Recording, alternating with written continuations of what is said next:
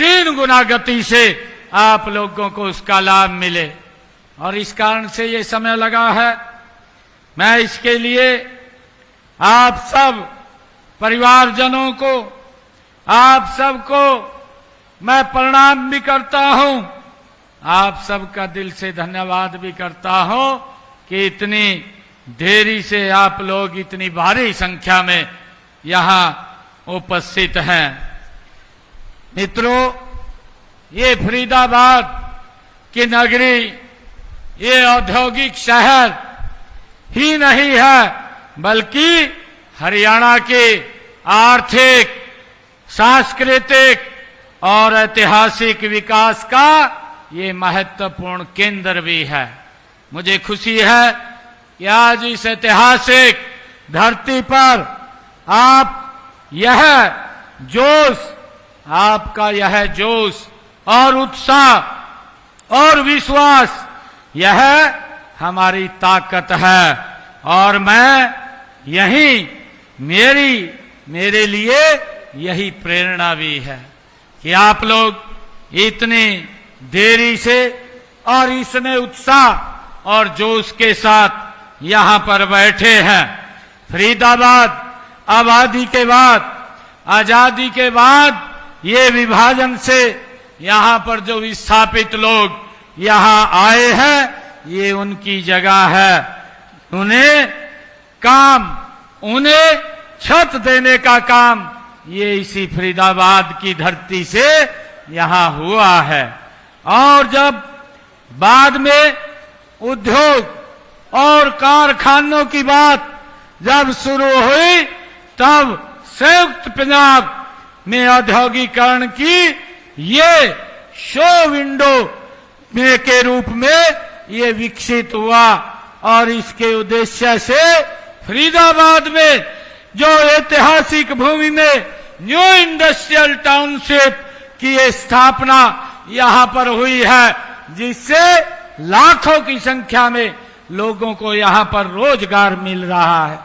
मुझे खुशी है साथियों, मैं आपके बीच में भारतीय जनता पार्टी के तीसरे और ऐतिहासिक कार्यकाल की शुरुआत के बाद मैं पहली बार आप लोगों के बीच में आया हूं। मैं हरियाणा की जनता की सेवा करने का जो तीसरी बार आप सबने आशीर्वाद दिया है, मैं उस आशीर्वाद के लिए आप सबका, एनआईटी की जनता का, फरीदाबाद की जनता का और हरियाणा की जनता का दिल से धन्यवाद करता हूं और आप सबका आभार व्यक्त करता हूं। साथियों, फरीदाबाद एशिया की 9वीं सबसे बड़ी औद्योगिक संपदा मानी जाती है। एनआईटी फरीदाबाद निवेश के लिए उद्यमियों की पहली पसंद ये हुआ करता था, लेकिन पिछली सरकारों की कुछ नीतियों के कारण फरीदाबाद ये पिछड़ गया था। मुझे खुशी है कि 2014 के बाद जब से माननीय नरेंद्र मोदी जी इस देश के प्रधानमंत्री बने और डबल इंजन की सरकार ये हरियाणा में बनी, तो हमें फरीदाबाद को दोबारा इंडस्ट्रियल के नाते आगे ले जाने का हमने 2014 में ये काम शुरू किया। और मुझे आज खुशी है कि फरीदाबाद तेजी से उस दिशा में आगे बढ़ रहा है। आज बदरपुर फरीदाबाद मेट्रो लिंक के शुरू होने से फरीदाबाद में आर्थिक गतिविधियां व व्यापार को एक नई दिशा मिली है। देश विदेश में नई नई कंपनियों यहां निवेश के लिए आकर्षित हो रही हैं। यह मेट्रो लिंक फरीदाबाद के औद्योगिक विकास में एक मील का पत्थर ये साबित हो रही है। मुझे खुशी है कि फरीदाबाद, गुरुग्राम हरियाणा में 2 महत्वपूर्ण शहर और कमर्शियल हब हैं। देश और विदेश के उद्यमियों के पसंदीदा ये स्थल भी हैं।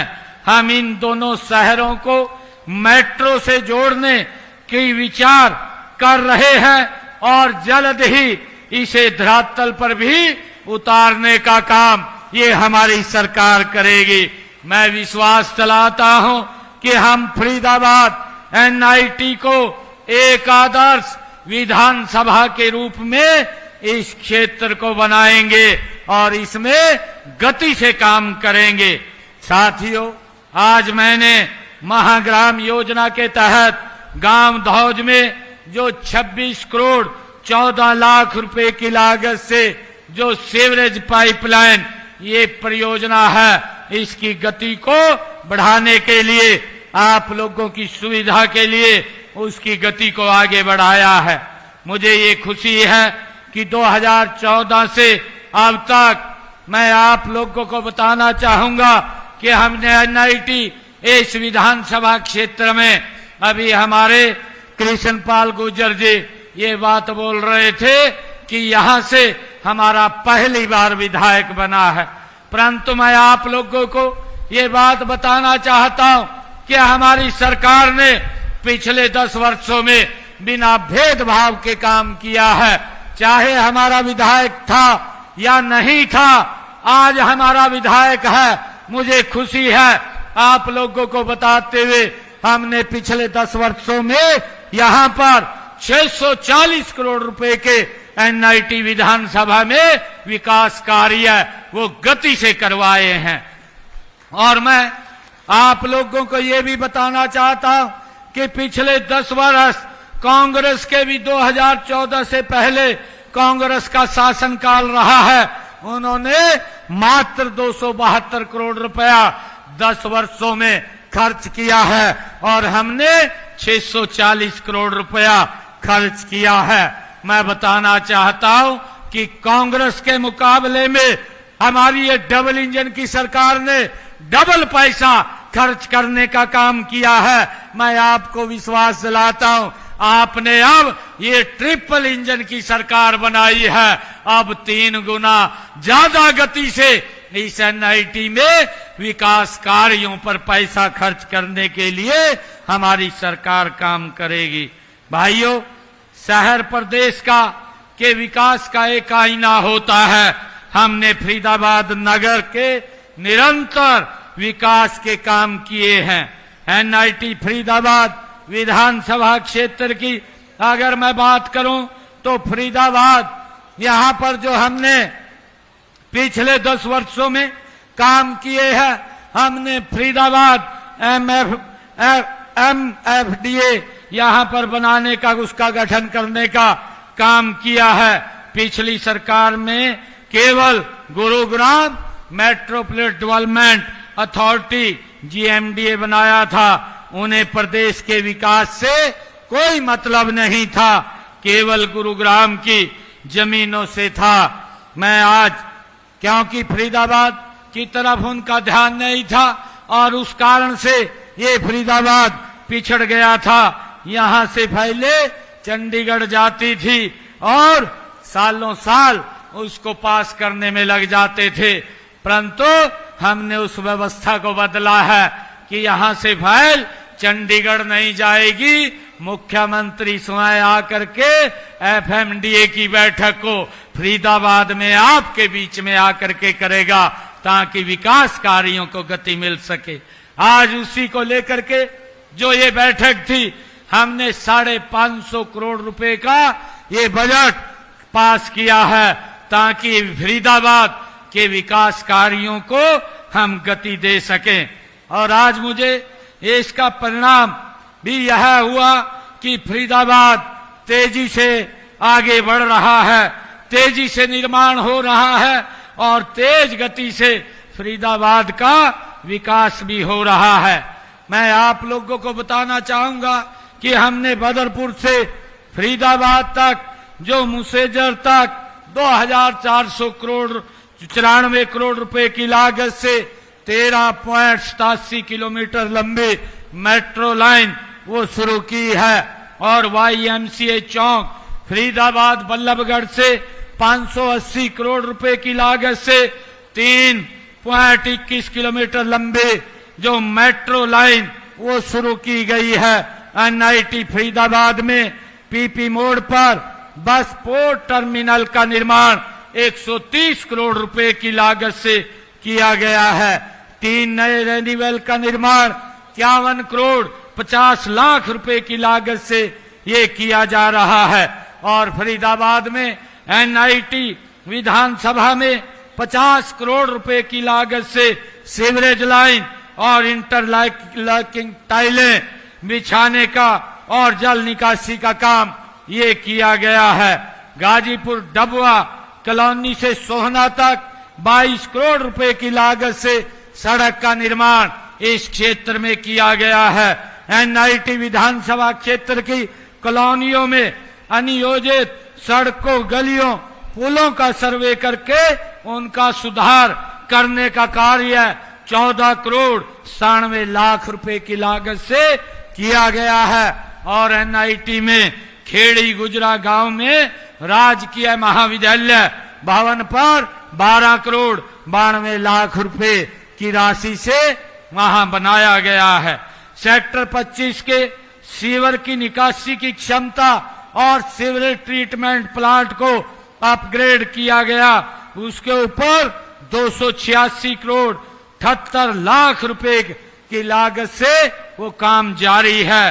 फरीदाबाद को स्मार्ट सिटी के रूप में विकसित किया जा रहा है, जिसके लिए 390 करोड़ रुपए की राशि वो जारी की गई है।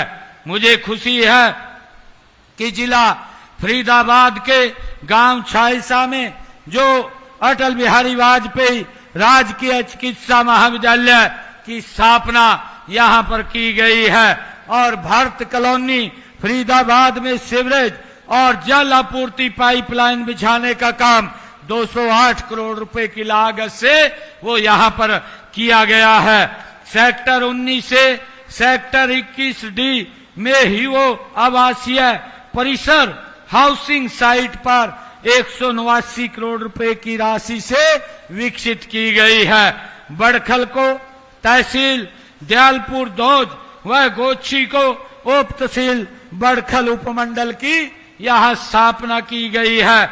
बड़खल से बाईपास स्मार्ट रोड 42 करोड़ रुपए की लागत से बनाई गई है और बादशाहपुर में 30 MLD क्षमता के सीवरेज ट्रीटमेंट प्लांट का निर्माण 40 करोड़ 33 लाख रुपए की लागत से किया गया है। भाइयों, लगातार ये सरकार विकास को गति दे रही है।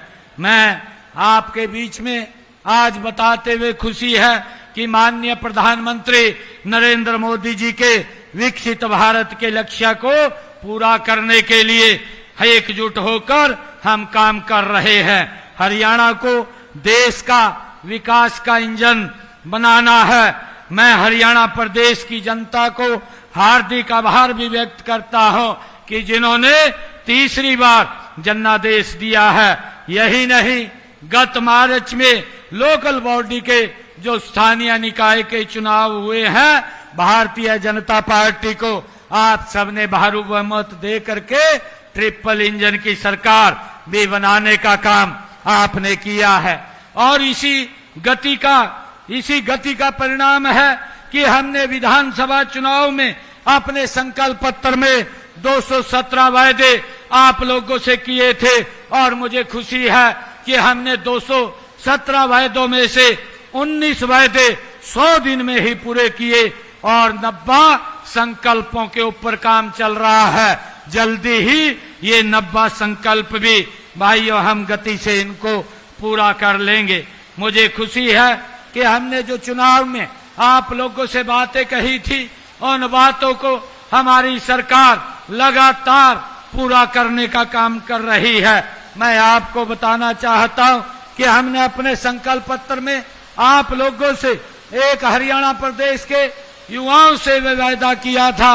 हमने ये वायदा किया था कि हमारा युवा हमारे पास आया था कि भाई ऐसी चर्चाएं हैं कि यहाँ कांग्रेस की सरकार बन रही है और आपके यहाँ से इस विधानसभा क्षेत्र से ऐसी आवाजें आ रही थी कि मेरे हिस्से में 2000 नौकरी आ रही है, आप हमें वोट दें। मैं 2000 नौकरी अपने हिस्से की आप लोगों को दूंगा। युवाओं के अंदर एक भय का वातावरण पैदा हो रहा था, गरीब व्यक्ति में एक भय का वातावरण पैदा हो रहा था कि अगर कांग्रेस की सरकार बनी तो हमें नौकरी कैसे मिलेगी। मैंने उन युवाओं को विश्वास दिलाया था, मैंने कहा था कि 8 तारीख के बाद भारतीय जनता पार्टी की सरकार बनेगी। मैं शब्द बाद में लूंगा, पहले युवाओं को ज्वाइनिंग लेटर दूंगा। मुझे खुशी है कि हमने 25,000 युवाओं को पहले ज्वाइनिंग लेटर दिया। और भाइयों, मुझे ये भी खुशी है बताते हुए, मैंने इसी मंडी के अंदर आप लोगों से एक वायदा किया था कि 8 तारीख के बाद हमारी सरकार बनेगी और हम जो डायलिसिस हॉस्पिटल के अंदर जो किडनी का पेशेंट है उसका बहुत भारी भरकम खर्चा होता था, उसको फ्री करने का हम काम करेंगे। 8 तारीख के बाद हमने सरकारी हॉस्पिटल, मेडिकल कॉलेज और मेडिकल यूनिवर्सिटी के अंदर हमने उसको फ्री कर दिया है। आज हरियाणा में डायलिसिस का कोई पैसा नहीं लगता है। हमने पिछड़ा वर्ग के भाई बहनों के लिए भी जो 6 लाख रुपए की क्रीमी लेयर की व्यवस्था थी उसको बढ़ा करके 8 लाख रुपए करने का काम भी हमारी सरकार ने किया है। हमने अनुसूचित जाति में जो वर्गीकरण किया है उसका लाभ वंचित वर्ग को देने का काम ये हमारी सरकार ने किया है।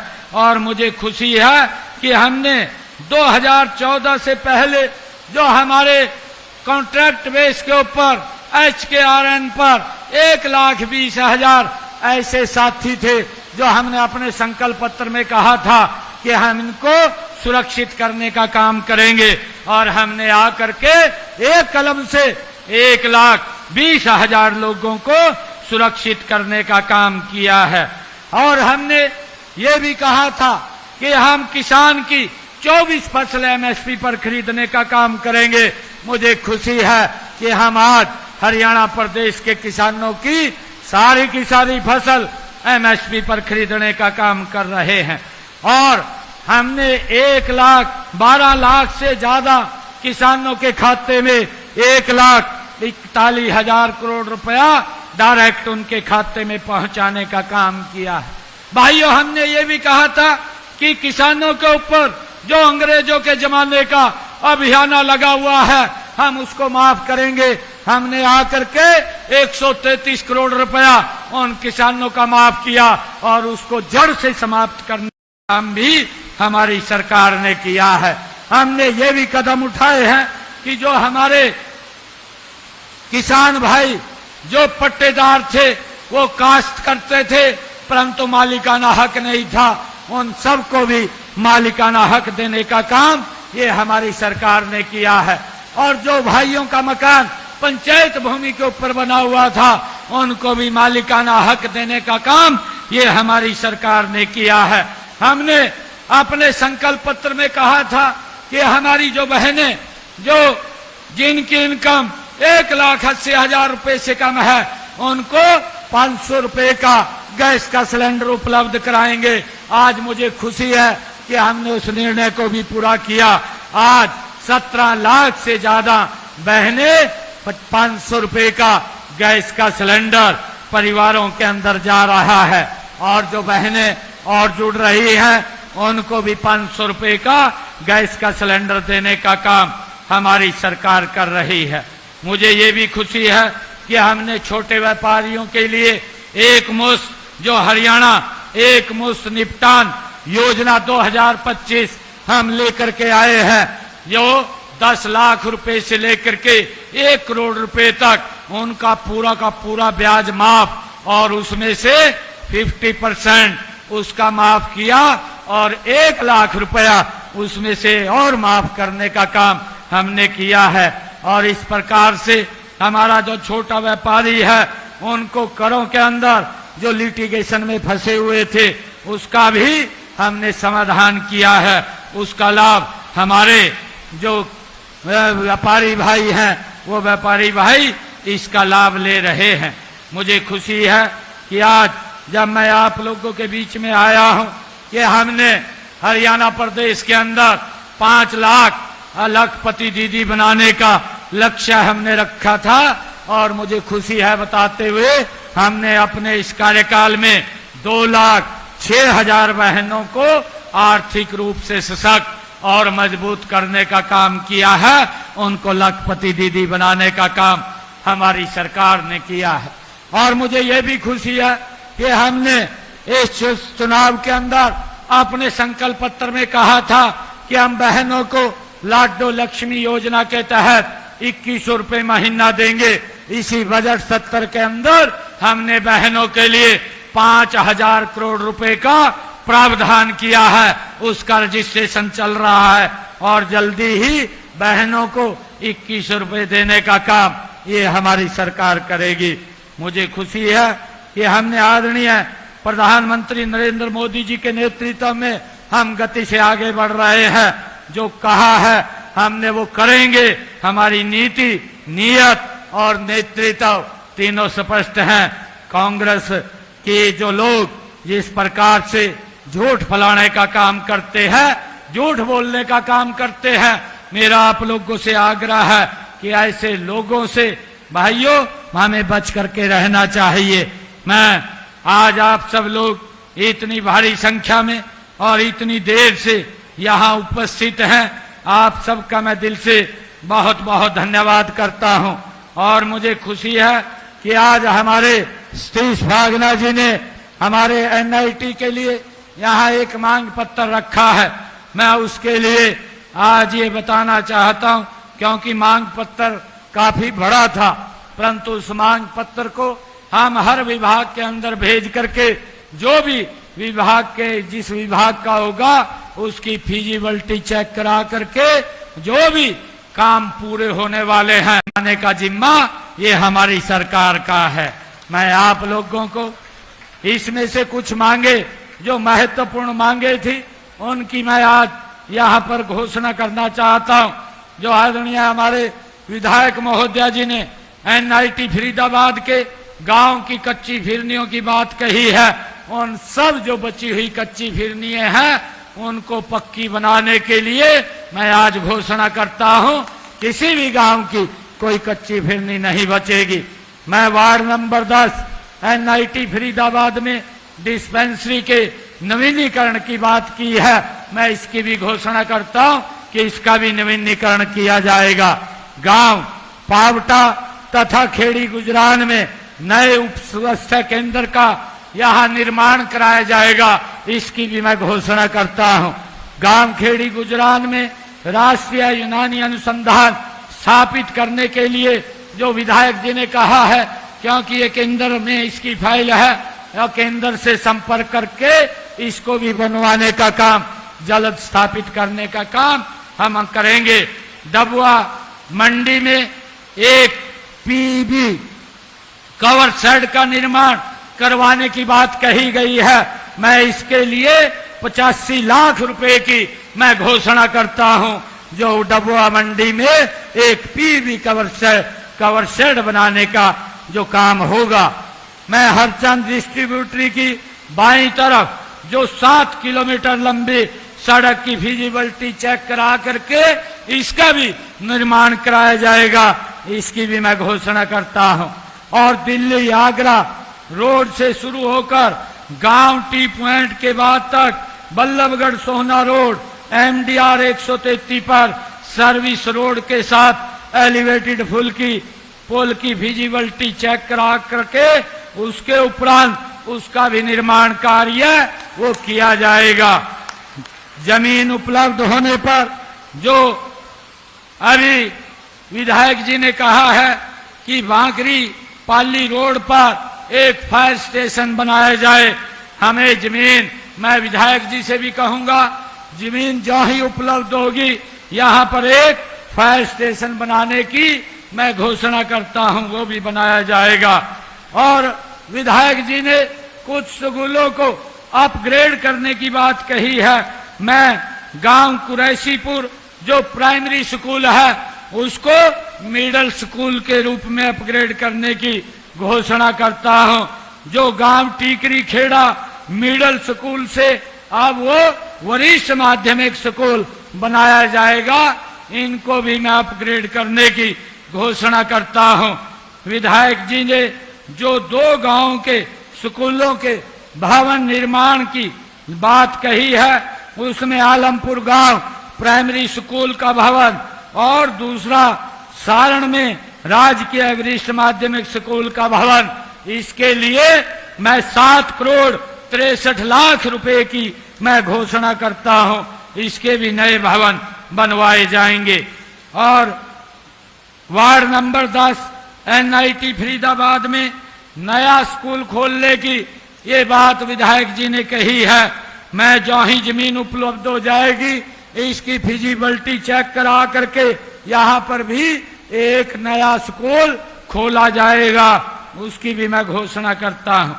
गांव डबुआ के सरकारी स्कूल में लगती भूमि पर स्कूल भवन के लिए जो एक्सटेंशन की बात कही है, उसके लिए 2 करोड़ 68 लाख रुपए की उसके ऊपर लागत आएगी, इसकी भी मैं घोषणा करता हूं। वहां पर स्कूल के साथ लगती भूमि में भवन बनाया जाएगा।